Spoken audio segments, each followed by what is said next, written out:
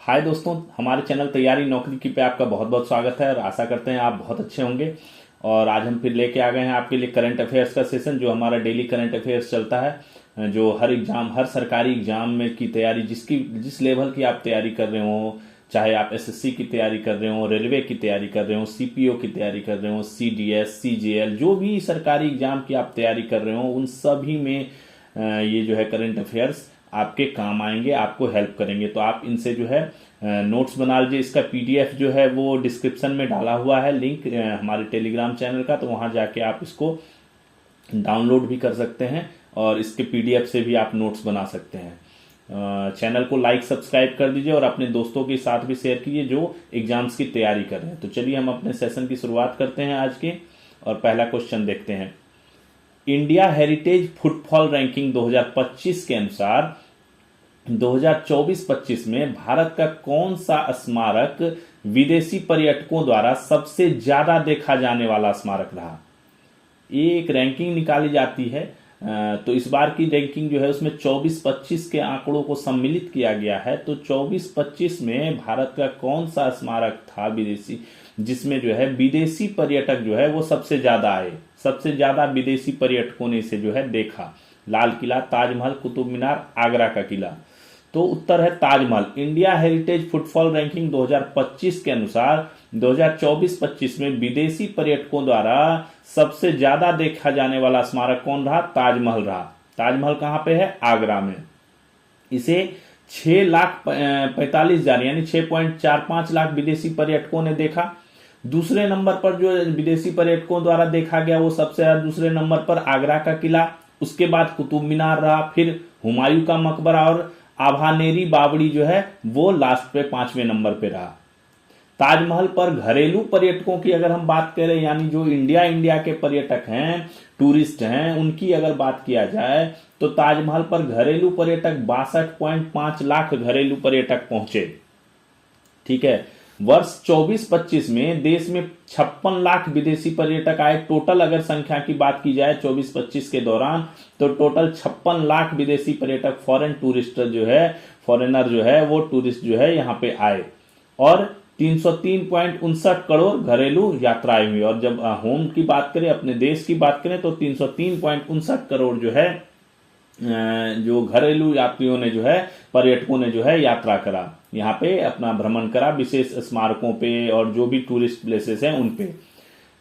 भारत में कुल 44 UNESCO world heritage sites मौजूद हैं। टोटल भारत में 44 यूनेस्को ने जिसे वर्ल्ड हेरिटेज साइट्स घोषित किया गया है, वो 44 भारत में मौजूद हैं। विश्व एथलेटिक्स अवार्ड्स 2025 में किस देश के एथलीट को world athlete of the year चुना गया है? एक अवार्ड जारी किया जाता है, विश्व एथलेटिक्स अवार्ड 2025। इसमें एथलीट को जो है world athlete of the year जो है वो इस साल का जो है 2025 का वो घोषित किया जाता है। किसको किया है? अमेरिका, रूस, स्वीडन, जर्मनी। स्वीडन के जो है पोल वाल्ट एथलीट है अरमांड डुप्लांटिस। ठीक है, ये जो है स्वीडन के हैं।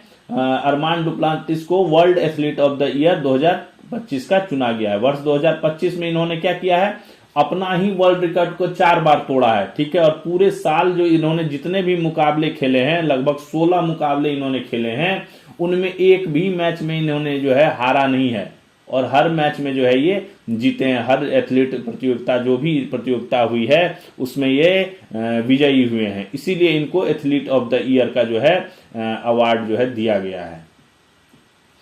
काम, काम और काम का नारा किस देश के प्रधानमंत्री ने दिया है? काम, वर्क, वर्क एंड वर्क। बहुत अच्छा नारा दिया गया है। लोग काम करें, जो विद्यार्थी हैं वो पढ़ाई करें, तो पढ़ाई, पढ़ाई और पढ़ाई। हमारा लक्ष्य यही होना चाहिए कि पढ़ाई, पढ़ाई और पढ़ाई। इसके अलावा हमारा कोई लक्ष्य नहीं होना चाहिए। जब तक हम अपने शिखर पर ना पहुंच जाएं और जब तक हमारा जो टारगेट है हम उसको अचीव ना कर लें, तब तक हमारा लक्ष्य भी यही होना चाहिए, पढ़ाई, पढ़ाई और पढ़ाई। तो चलिए क्वेश्चन पे आते हैं। काम, काम और काम का नारा किस देश के प्रधानमंत्री ने दिया है? भारत, जापान, चीन, रूस। किसने दिया है? जापान की पहली महिला प्रधानमंत्री साने तकाइची हैं, उनके द्वारा दिया गया नारा है ये, वर्क, वर्क और वर्क, यानी काम, काम और काम। इस वर्ष का ये क्या हो रहा है? सबसे चर्चित नारा बन गया है। सबसे फेमस जो है ये कोट जो है, ये नारा जो है ये बन गया, स्लोगन बन गया है। यह नारा उन्होंने कब दिया था? जब वो सत्तारूढ़ लिबरल डेमोक्रेटिक पार्टी की प्रमुख चुनी गई थी अक्टूबर 2025 में, तो उस टाइम उन्होंने उसके बाद जो है ये नारा दिया था। और इसे एक जो निजी समिति है उसने इस साल का कैच फ्रेज घोषित कर दिया। कैच फ्रेज मतलब कैचिंग फ्रेज एक है ना, मतलब कि एक जो स्लोगन है वो कैचिंग स्लोगन के तौर पे जो है इसको आकर्षित करने वाला स्लोगन जो है वो घोषित कर दिया है। और इसके लिए इन्हें पुरस्कार भी दिया, जिसे जो है महिला प्रधानमंत्री साने तकाइची ने स्वीकार किया है। जापान की पहली महिला प्रधानमंत्री है साने तकाइची। वर्क वर्क और वर्क। सलाखों के पीछे जिंदगियों का सशक्तिकरण कार्यक्रम किस राज्य में शुरू किया जा रहा है? बहुत अच्छा कार्यक्रम है ये, सलाखों के पीछे। जब भी बात हो रही है सलाखों के पीछे तो बात हो गई जेल की। जेल है ना, जेल को सलाख का है, सलाखों के पीछे हो गया ना। जेल के पीछे जो जिंदगियां हैं यानी कैदियों का सशक्तिकरण, ये कार्यक्रम शुरू हुआ है किस राज्य में? राजस्थान, गुजरात, बिहार, पंजाब। कहां पे हुआ है? तो पंजाब सरकार ने किया है। पंजाब में राज्य भर के जेलों में कौशल आधारित पहलों को बढ़ावा देने के लिए पंजाब और हरियाणा हाईकोर्ट द्वारा जेल विभाग पंजाब तथा तकनीकी शिक्षा एवं औद्योगिक प्रशिक्षण विभाग पंजाब के सहयोग से सलाखों के पीछे जिंदगियों का सशक्तिकरण कार्यक्रम 6 दिसंबर से शुरू किया जा रहा है। 6 दिसंबर से इस कार्यक्रम का शुरुआत करेंगे भारत के चीफ जस्टिस ऑफ इंडिया 53वें मुख्य न्यायाधीश जो है हमारे जस्टिस सूर्यकांत, वो जो है इसका शुरुआत कहां से? सेंट्रल जेल पटियाला से करेंगे। ये पहल क्या है? इसके तहत बेसिकली क्या होगा, जेल के अंदर जो है 11 ITI इस्टेब्लिश करने का प्लान है। ठीक है, जेलों के अंदर जो है टोटल जेल जो है इनके पंजाब राज्य में 24 जेलें हैं, उनके अंदर जो है 11 ITI स्थापित किए जाएंगे। और उसके तहत जो है जो कैदी हैं उनको नेशनल लेवल पर जो है मान्यता प्राप्त, नेशनल लेवल पर जो एफिलिएटेड हैं वोकेशनल ट्रेनिंग्स जो है वो प्रदान की जाएगी, जिससे ये इनका सशक्तिकरण हो और ये आत्मनिर्भर बने, और जब ये बाहर निकले तो ये अपने पैरों पे खड़ा हो सके। तो उसके लिए ये जो है योजना पंजाब सरकार ने, पंजाब एवं हरियाणा हाईकोर्ट ने जो है जेल विभाग पंजाब और तकनीकी शिक्षा औद्योगिक प्रशिक्षण विभाग पंजाब के सहयोग से जो है ये कार्यक्रम चलाया है। कार्यक्रम का नाम है सलाखों के पीछे जिंदगियों का सशक्तिकरण। T20 क्रिकेट में सर्वाधिक विकेट लेने वाले गेंदबाज कौन है? T20 क्रिकेट में, T20 की बात हो रही है सिर्फ। सुनील नारायण, राशिद खान, हार्दिक पांड्या, जसप्रीत बुमराह। उत्तर पता ही होगा आपको। राशिद खान अफगानिस्तान के T20 में सर्वाधिक विकेट लेने वाले गेंदबाज राशिद खान है, जिन्होंने कितने विकेट ले लिए हैं? 495 पारी में 681 विकेट ले लिए हैं। सेकेंड नंबर पे ड्वेन ब्रेवो हैं, 546 मैचों में 631 विकेट। और तीसरे नंबर पे आ गए हैं सुनील नारायण। ठीक है, सुनील नारायण जो हैं ये तीसरे नंबर पर आ गए हैं। इन्होंने 568 मैच में अभी 600 विकेट ले लिया है। इन्होंने जब ये विकेट लिया उस मौके पर इनको 600 नंबर की एक जर्सी भी गिफ्ट की गई। ठीक है, तो सर्वाधिक रन की अगर बात की, गेंदबाजी का हो गया, 3 रैंकिंग का गेंदबाजी का बता दिया। पहले रैंकिंग पे हो गया राशिद खान, दूसरे पे ड्वेन ब्रावो और तीसरे पे सुनील नारायण। अगर रन की बात करें T20 में तो प्रथम नंबर पे बाबर आजम है 4324 रन, रोहित शर्मा दूसरे नंबर पर 4231 रन और विराट कोहली 4188 रन है। तीनों हैं एक ही उसमें 4000 से ऊपर रन वाले तीनों हैं, और थोड़ा बहुत का ही 100-150 रनों का अंतर है। तो ये आगे पीछे जो है होते रहता है। कभी जो है इस कुछ दिन पहले जो है रोहित शर्मा आगे थे, लेकिन अभी फिर बाबर आजम जो है इसमें आगे हो गए हैं। विश्व मृदा दिवस कब मनाया जाता है? मृदा मतलब मिट्टी दिवस। विश्व जो मृदा है मिट्टी दिवस है वो कब मनाया जाता है? 4 दिसंबर, 5 दिसंबर, 3 दिसंबर, 7 दिसंबर। 5 दिसंबर को हर वर्ष जो है विश्व मृदा दिवस या विश्व मिट्टी दिवस जो है वो मनाया जाता है। इस वर्ष जो दिवस है इसका थीम जो है स्वस्थ शहरों के लिए स्वस्थ मिट्टी। बेसिकली मिट्टी जो है वो बड़ी प्रदूषित हो रही है, खास करके प्लास्टिक्स वगैरह के यूज से, केमिकल्स के यूज से, जो फसलों में केमिकल्स दिया जा रहा है उससे जो है हमारी मिट्टी की उर्वरकता जो है वो खो रही है और मिट्टी अपभ्रंश हो जा रही है।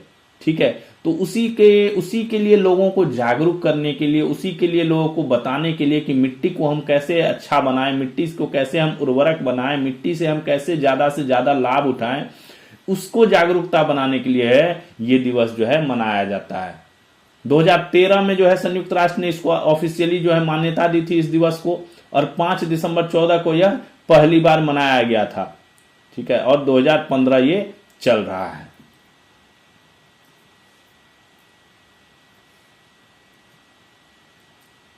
दो 2014 को पहली बार मनाया गया था, हाँ, और ये 2025 11वां संस्करण है।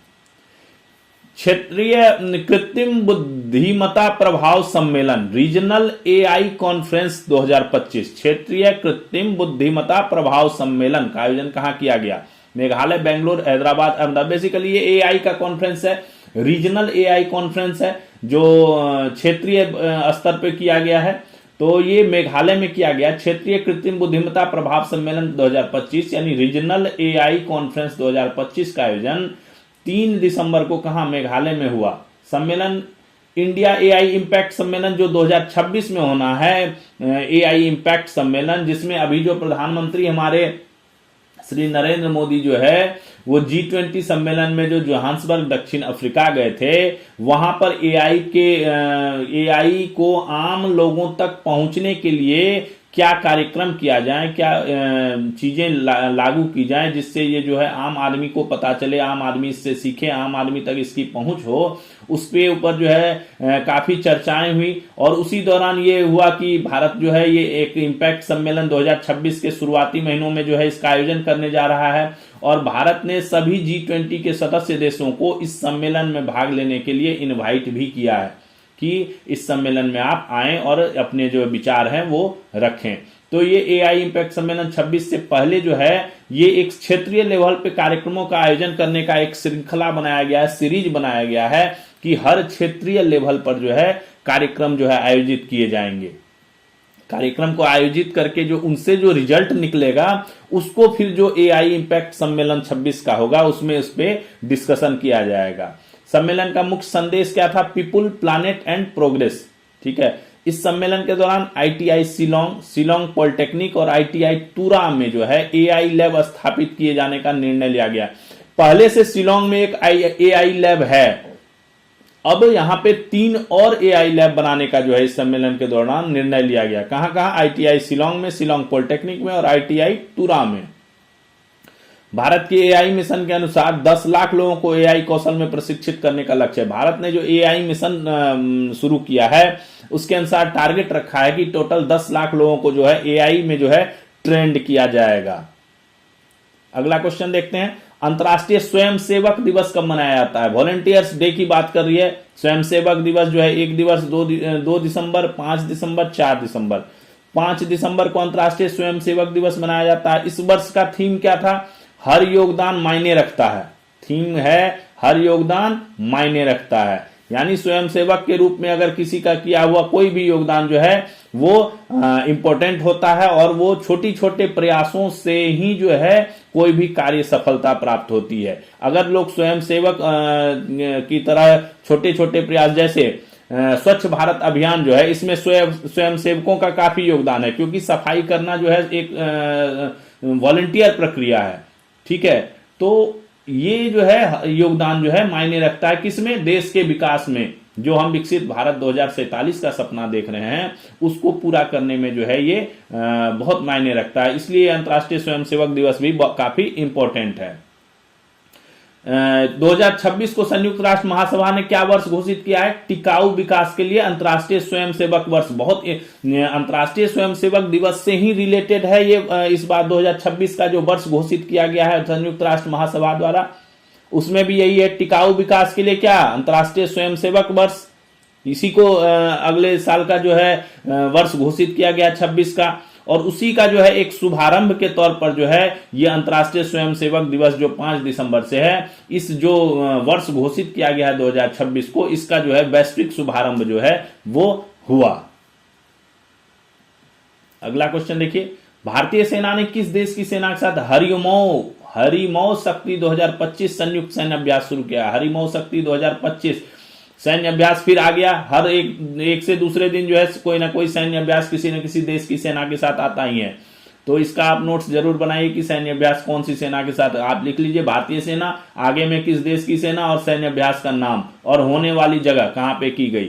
ठीक है, तो ये बहुत इंपॉर्टेंट है। रूस, जापान, इंडोनेशिया, मलेशिया किसके साथ किया है भारत ने, तो उत्तर मलेशिया के साथ भारत ने शुरू कर दिया है 5 दिसंबर से हरिमो शक्ति 2025। कहां पे शुरू किया है, राजस्थान में महाजन फायरिंग रेंज है जो मरुस्थल के पास है, महाजन फायरिंग रेंज, उसमें जो है ये ज्वाइंट जो है सैन्य अभ्यास जो है एक्सरसाइज जो है ये किया जाएगा। चलेगा कब तक, ये 18 दिसंबर तक चलेगा, 14 दिवसीय है ये, 18 दिसंबर तक जो है ये चलेगा।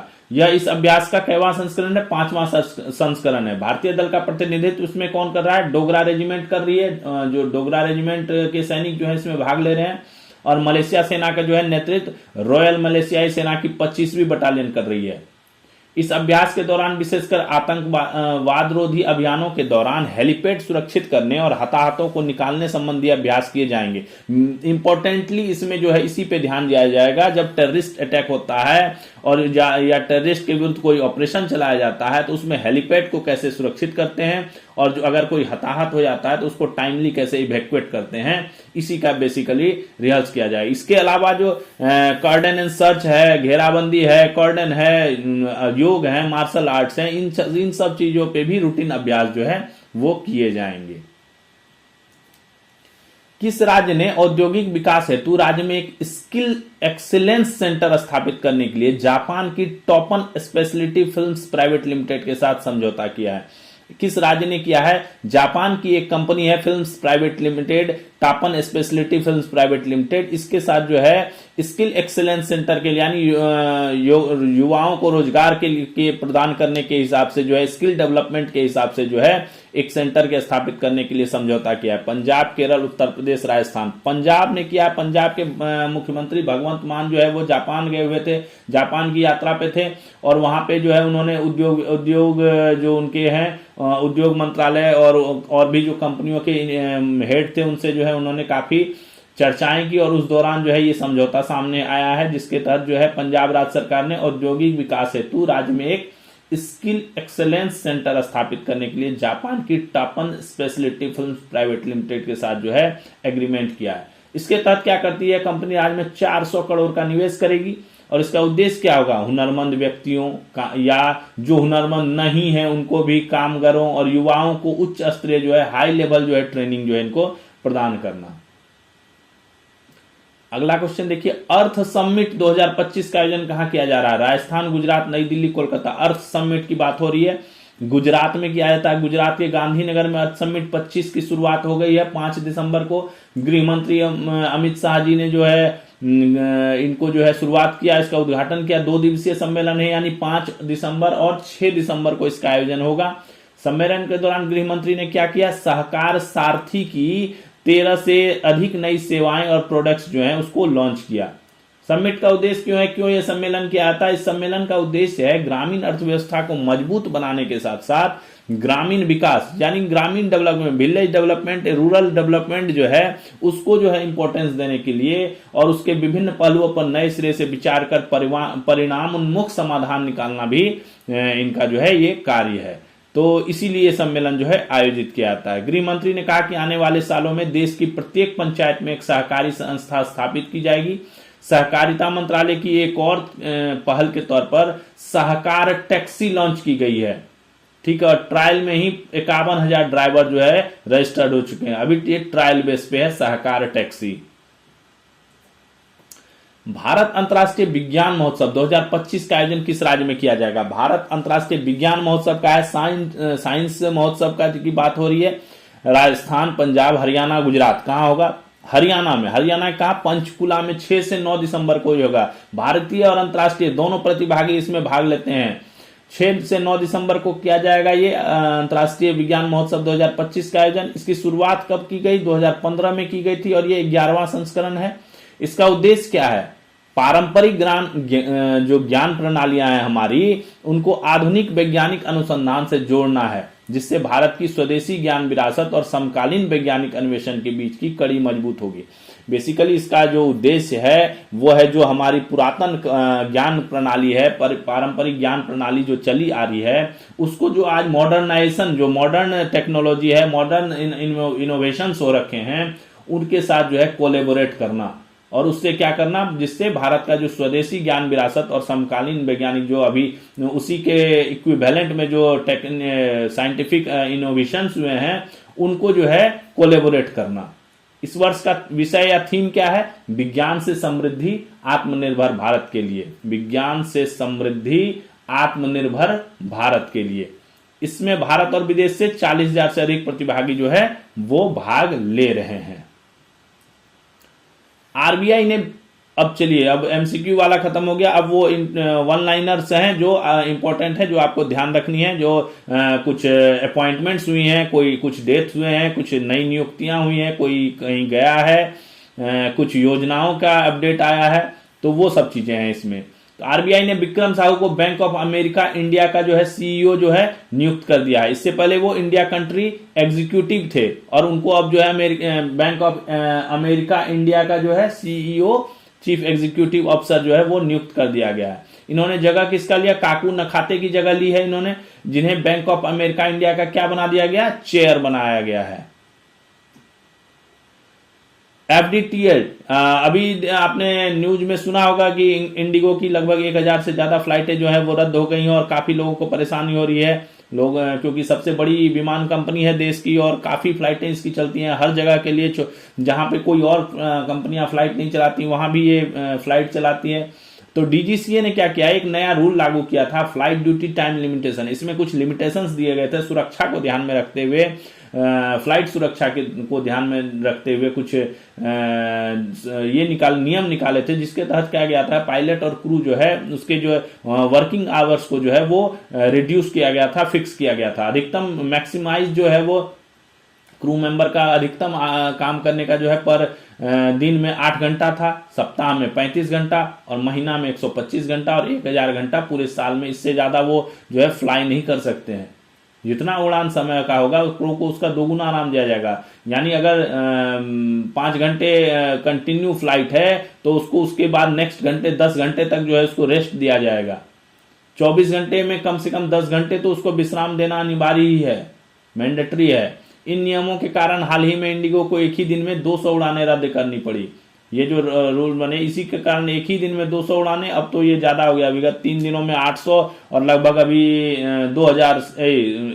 1,000 से ज्यादा उड़ानें जो है इसकी फ्लाइट्स कैंसिल हो गई। बट इमीडिएटली इस पे जो है नागरिक विमानन मंत्रालय ने जो है इस पे कंसर्न लिया, डीजीसीए ने कंसर्न लिया है और आज से जो है ये सुचारू रूप से चलेगा और 1-2 दिन में जो है इसका ऑपरेशन जो है वो नॉर्मल हो जाएगा, क्योंकि डीजीसीए ने जो एफडीटीएल वाला लॉ है इसको अभी स्थगित कर दिया है। इस पे बोला है अभी कोई एक्शन नहीं होगा, अभी इस पे कोई विचार नहीं किया जाएगा, जिसके कारण जो क्रू मेंबर्स का जो नॉर्मल रूटीन है वो सुरक्षा को ध्यान में रखते हुए वो नॉर्मल रूटीन की तरफ पे जो है वो जैसे चल रहा था वैसे काम करेंगे और इस पे आगे विचार किया जाएगा। तो ये डीजीसीए ने अभी इसको स्थगित कर दिया, ये एफडीटीएल लॉ को।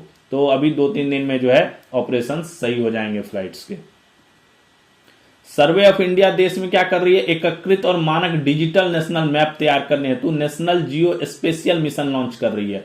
नेशनल जियो स्पेशल मिशन के तौर पे तहत जो है ये जो है एकीकृत और सेंट्रलाइज्ड और एकदम मानक जो है ऑथराइज्ड डिजिटल नेशनल मैप जो होगा, इसका लक्ष्य रखा गया है 30 से 35 तक जो है इसको पूरा कर लिया जाएगा। इसके तहत देश में ऐसे डिजिटल जियो स्पेशियल बेस रेफरेंस मैप तैयार किए जाएंगे जिसका फॉर्मेट और गुणवत्ता एक जैसी होगी तथा जिसके सभी विभाग द्वारा स्वीकार किया जाएगा। अभी बेसिकली क्या है ना, मैप जो है वो अलग अलग जगहों का अलग अलग मैप है, उसके स्केल्स अलग अलग हैं, फॉर्मेट्स अलग अलग हैं। तो अगर किसी डिपार्टमेंट को उस मैप की जरूरत पड़ती है तो वो जिस फॉर्मेट में उसको रिक्वायर होती है वो उस फॉर्मेट में होता नहीं है, ना उसकी क्वालिटी सही होती है। तो उसी सब को अपडेट करने के लिए, उसी सब को ऐसा बना देने के लिए कि कोई भी विभाग उसको इजीली एक्सेस करके जो है उस मैप को और एकदम क्वालिटी वाली चीजें जो है उससे कवर कर सके, इसके लिए जो है ये नेशनल जियो स्पेशियल मिशन जो है ये लॉन्च किया गया है। जिसके तहत जो है डिजिटल नेशनल मैप जो है वो तैयार किया जाएगा। टोल वापसी, अभी टोल देने के लिए रुकना पड़ता है, लेकिन अब क्या हो गया, टोल वापसी को आसान बनाने के लिए है, टोल वसूली को जो आसान बनाने के लिए multi lane free flow electronic toll collection system लागू किया जा रहा है। क्या है? Multi lane free flow electronic toll collection system. Automatic होगा ये, इसमें गाड़ी को रोकने की जरूरत नहीं पड़ेगी। जैसे ही आप टोल प्लाजा से निकलेंगे, उस टोल प्लाजा के उससे सेंसर से निकलेंगे, तो ऑटोमेटिक वो आपके ऑटोमेटिक नंबर प्लेट रिकॉग्नाइज कर लेगी, एआई एनालिटिक्स करेगी कि किसकी गाड़ी है, कैसी गाड़ी है, क्या है, नहीं है, क्या भार है उसका, कौन सी गाड़ी है, ट्रक है, कार है, जीप है, क्या है और उसका क्या चार्जेज है, वो सारा एनालिटिक्स करके जो है, और फास्टैग सबको जो है इस्तेमाल करके ऑटोमेटिक आपका जो है डेबिट कर लेगी। वर्तमान में 10 जगहों पे शुरू किया गया है इसको, और अगले 1 साल में जो है पूरे देश में इसको जो है लागू कर दिया जाएगा। H1B1 वीजा, H1B वीजा जो है ये काफी चर्चा में रहता है। अभी कुछ दिन पहले उसके जो है चार्जेज बढ़ा दिए गए थे, तो काफी हो हंगामा हुआ था। अमेरिका के राष्ट्रपति डोनाल्ड ट्रंप जब से बने हैं तब से इस पे कभी हाँ करते हैं, कभी ना करते हैं, कभी रोक देते हैं, कभी स्थगित कर देते हैं, कभी पैसा बढ़ा देते हैं, कभी नई नियमें लागू कर देते हैं। तो अभी क्या किया है इन्होंने, अमेरिकी राष्ट्रपति ने एक नया नियम लागू कर दिया है। इसमें कहा है कि अगर कोई व्यक्ति H1B वीजा के लिए अप्लाई किया है, तो उसको अपना जो सोशल मीडिया अकाउंट्स हैं, उसके सोशल मीडिया अकाउंट्स उसको प्राइवेट नहीं रखना होगा, पब्लिक करना होगा, यानी हर आदमी देख सके। हर आदमी देखने से मतलब है कि अमेरिकी अधिकारी जो है, जो उसको आवेदन का जो चेक करता है, वो उसका प्रोफाइल, सोशल मीडिया पोस्ट और लाइक्स वगैरह को देखेगा, और ये जांच करेगा कि कोई इसमें कोई ऐसी एक्टिविटी नहीं है जिससे अमेरिका का जो है वो हित को प्रतिकूल दिखाई देगा। ठीक है, यानी अगर कोई अमेरिका का हित का प्रतिकूल कोई चीज उसके एक्टिविटी नोटिस होगी, तो उन्हें जो है वीजा जारी नहीं करेगा अमेरिका। ठीक है, और इस वीजा के जो आश्रित हैं उनके लिए H4 वीजा जारी किया जाता है, उनको भी सोशल मीडिया प्रोफाइल को पब्लिक करना होगा। 15 दिसंबर से यह नियम लागू करने के निर्देश दे दिए गए हैं अमेरिका के राष्ट्रपति द्वारा। ठीक है, यानी अगर कोई किसी को अमेरिका के H1 वीजा हेतु अप्लाई करना है, तो उसको अपने सारे सोशल मीडिया पोस्ट को जो है वो पब्लिक करके रखना होगा, जिससे अमेरिका के अधिकारी इसको जांच सकें। H1B वीजा है क्या? यह क्या है? हाई स्किल्ड प्रोफेशनल को यह वीजा अमेरिका देती है, जैसे doctors, engineer, software programmers, professionals, और भी कई तरह के जो इस टाइप के high level, high profile, high skilled professionals जो हैं, यानी जो स्किल्ड वाले हैं, काम वाले हैं, उनको जो है यह वीजा दिया जाता है। 1990 से वीजा शुरू किया गया है, और ये वीजा अप्लाई करने वाले में प्रतिवर्ष 70% भारतीय होते हैं, और ये हर वर्ष जितने वीजा अप्लाई होते हैं उसमें 70% जो है वो इंडियन होते हैं। सितंबर 25 में इसका फीस भी बढ़ा दिया गया था, अभी 90 लाख रुपए कर दिया गया है इस वीजा का फीस। ठीक है, इसकी अवधि 3 साल के लिए होती है, 2 बार, यानी पूरे 6 साल के लिए होती है, 3 साल पहले और फिर 3 साल के लिए, यानी 2 बार होती है। कुल अवधि 6 साल के बाद अगर जो एप्लीकेंट है वो चाहता है कि मुझे यहीं रहना है, नागरिकता लेनी है अमेरिका की, तो उसको ग्रीन कार्ड, यानी नागरिकता का जो फर्स्ट स्टेप है, पहले ग्रीन कार्ड होता है, उसके बाद परमानेंट रेसिडेंसी दी जाती है, तो उस पहले ग्रीन कार्ड या नागरिकता से पहले स्टेज के लिए जो है वो अप्लाई कर सकता है।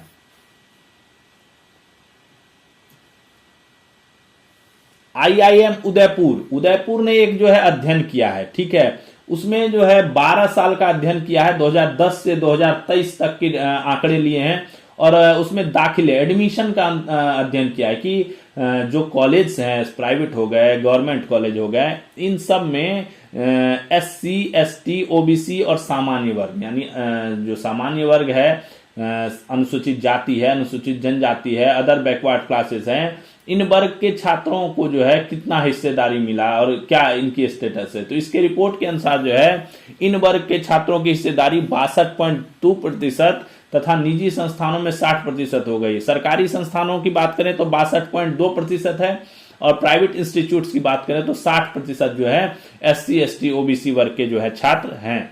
रिपोर्ट के अनुसार आरक्षण की कठोर संरचना ने समय के साथ एक क्रीमी लेयर तैयार कर दिया है, जो उसी श्रेणी के अधिक वंचित लोगों को पीछे धकेल देती है। अब जब इतने हाई लेवल पे ये पहुंच गए हैं, 62.2% हो गया है, तो ये रिपोर्ट कहती है कि एक ऐसी संरचना स्किल वो तैयार हो गई है, ऐसा ढांचा तैयार हो गया है जिससे क्या है, एक क्रीमी लेयर, जैसे ओबीसी में जो है क्रीमी लेयर वगैरह कर दिया गया ना, कि जो इस लेवल पे मतलब इतना की कमाई होती है, एनुअल इनकम इस टाइप का जो होती है वो क्रीमी लेयर में कर दिया, यानी है तो वो ओबीसी में बट वो अपर उसमें आते हैं। उसी तरह इसमें भी जो है कहा गया है कि आरक्षण से क्या हुआ है, आरक्षण की संरचना से काफी एक क्रीमी लेयर तैयार हो गया है जो कि परमानेंटली वही उपभोग कर रहा है, और जो एक्चुअल नीडी लोग हैं वो जो है पीछे चले जा रहे हैं। अध्ययन 2010 से 23 तक के all India survey of higher education के डाटा पर किया गया था। टोयोटा की स्टील शाखा है, जापान की आईची स्टील ने जो है टोयोटा की स्टील शाखा जापान की आईची स्टील ने जो है पंजाब के वर्धमान स्पेशल स्टील के साथ पंजाब राज्य में 500 करोड़ के निवेश हेतु समझौता किया है। जो जापान की आईची स्टील है, बहुत स्टील की बहुत प्रमुख कंपनियों में से एक है, उसने जो है टोयोटा की स्टील शाखा के साथ जो है पंजाब के वर्धमान में जो है स्पेशल स्टील का जो है निवेश करने के लिए उसमें 500 करोड़ का निवेश हेतु जो है समझौता किया। इससे रोजगार के अवसर काफी बढ़ेंगे, काफी युवाओं को रोजगार मिलेगा। ठीक है, तो ये है। भारतीय ग्रैंड मास्टर कौन? अर्जुन एरिगेसी ने 5 बार के विश्व चैंपियन किसको? विश्वनाथ आनंदन को हराकर येरूशलेम मास्टर्स शतरंज टूर्नामेंट का खिताब जीत लिया। येरूशलेम मास्टर्स शतरंज टूर्नामेंट जो चल रहा था उसमें अपने भारतीय ग्रैंड मास्टर अर्जुन एरिगेसी ने 5 बार के विश्व चैंपियन जो विश्वनाथन आनंद है उनको जो है हराकर ये खिताब जो है जीत लिया है। कलिकेश नारायण सिंह देव को भारतीय राष्ट्रीय राइफल संघ का अध्यक्ष चुना गया है। कलिकेश नारायण देव सिंह, इसको भारतीय राष्ट्रीय राइफल संघ का जो है चेयर चुना गया है। S&P ग्लोबल रेटिंग्स पहले भी पढ़ाया हुआ है। S&P ग्लोबल रेटिंग्स उसने क्या किया है, भारत की जीडीपी के 2026 में कितना प्रतिशत? 6.7%, 27 में 7% और 28 में 6.8% की दर से बढ़ने का अनुमान लगाया है। एक अनुमान लगाया, इससे पहले भी उसकी हमने चर्चा करी थी जब वो आया, एक बार और आया हुआ ये क्वेश्चन। S&P आज से 4-5-6 दिन पहले S&P ग्लोबल रेटिंग्स ने जो है जीडीपी का अनुमान लगाया है 26 में से 6.7 होगा, 27 में 7 होगा और 28 में 6.8 होगा। ठीक है, फिच रेटिंग्स ने चालू, और जो एक फिच रेटिंग्स है, फिच रेटिंग्स ने करंट फाइनेंशियल ईयर जो चल रहा है 2025-26 वित्त वर्ष के लिए भारत की आर्थिक विकास दर के अनुमान को 6.9% से बढ़ाकर कितना कर दिया है? 7.4% जो है कर दिया है। आरबीआई ने जो वर्तमान में अनुमान लगाया था वो है 6.5 से 6.7%। जयेंद्रन वेणुगोपाल को क्या क्या? रिलायंस रिटेल वेंचर्स लिमिटेड आरआरबीएल का प्रेसिडेंट बन गए हैं और मुख्य कार्यकारी अधिकारी भी नियुक्त किए गए हैं। दोनों चीज हो गए हैं। फ्लिपकार्ट में ये वरिष्ठ अधिकारी हैं और ये जो नया पद बनाया गया है, ये मुख्य कार्यकारी अधिकारी जो है, ये प्रेसिडेंट और मुख्य कार्यकारी अधिकारी, ये एक नया पद बनाया गया है। और इसमें रहते हुए किसके? जो रिलायंस रिटेल प्रमुख के जो इंचार्ज हैं ईशा अंबानी, उनके साथ जो है ये काम करेंगे। मिजोरम के पूर्व राज्यपाल कौन? स्वराज कौशल ये कौन थे? सुषमा स्वराज के पति थे। इनका 4 दिसंबर को निधन हो गया है। ऑस्ट्रेलिया की विक्टोरिया यूनिवर्सिटी 2026 तक गुरुग्राम में अपना जो है पहला भारतीय कैंपस खोलेगा। ऑस्ट्रेलिया का विक्टोरिया यूनिवर्सिटी जो है 2026 ईस्वी तक टारगेट रखा है कि जो हरियाणा का गुरुगांव है, गुरुग्राम कहते हैं जिसको, उस वहां पे अपना पहला भारतीय कैंपस खोलेगा। इससे क्या होगा? भारतीय छात्रों को इस यूनिवर्सिटी का वैश्विक स्तर पर मान्यता प्राप्त पाठ्यक्रम, विशेष रूप से इसका प्रसिद्ध block model of teaching Bharat में ही उपलब्ध कराएगा। ये जो है टीचिंग मॉडल जो है भारत में लागू होगा।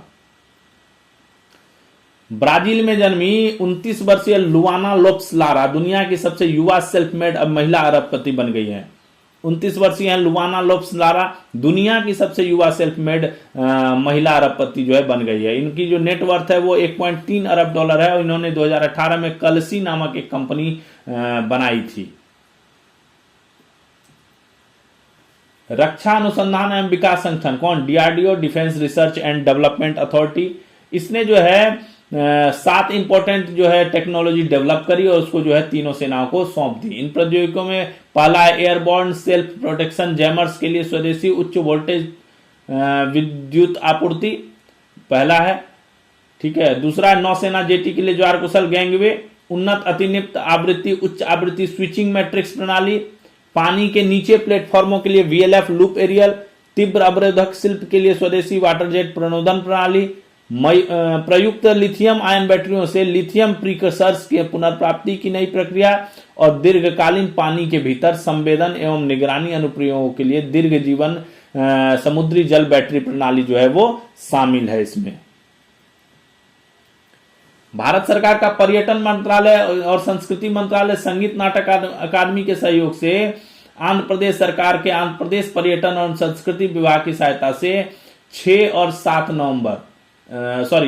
और 7 दिसंबर 2025 को विजयवाड़ा में कृष्णवेणी संगीता नीरजनम के तीसरे संस्करण का आयोजन कर रहा है। ये बेसिकली एक संगीत का महोत्सव है, संगीत का उत्सव है, जिसको क्या कहा जाता है, ये विजयवाड़ा में आयोजित किया जाएगा, कृष्णवेणी संगीता नीरजनम। ठीक है, ये 3rd एडिशन है इसका, वहां पे आयोजन किया जाएगा। थीम रखा गया इस बार का तेलुगु संगीत परंपराओं की समृद्धि का उत्सव।